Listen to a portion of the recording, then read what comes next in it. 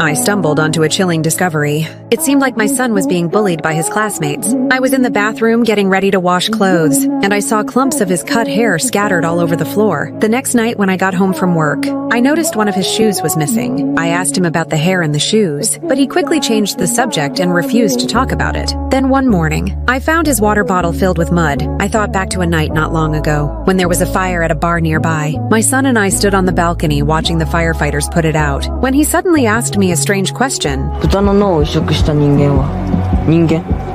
豚？何の話?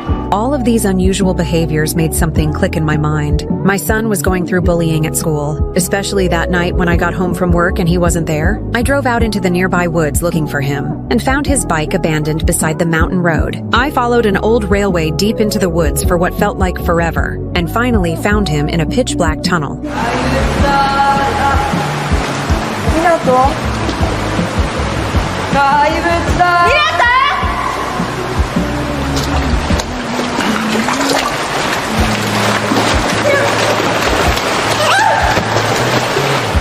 On the drive home, my son looked guilty as he apologized to me. I wasn't angry. I didn't scold him. Instead, I gently comforted him. After your dad died, I made up my mind. No matter how hard it gets, I'll raise you right. I just want you to grow up healthy and safe, and settle down with a family like everyone else, so I can finally breathe easy. But before I even finished, my son suddenly opened the car door and jumped out.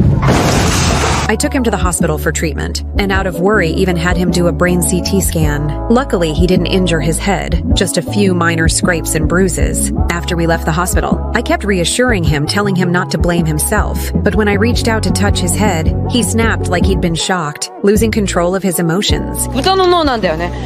湊の脳は豚の脳と入れ替われてんだよ。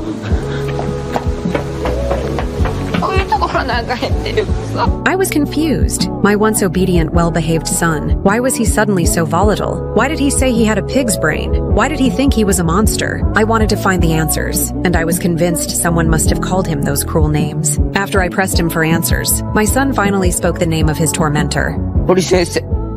I had assumed the bully was another student, but to my shock, it was his teacher.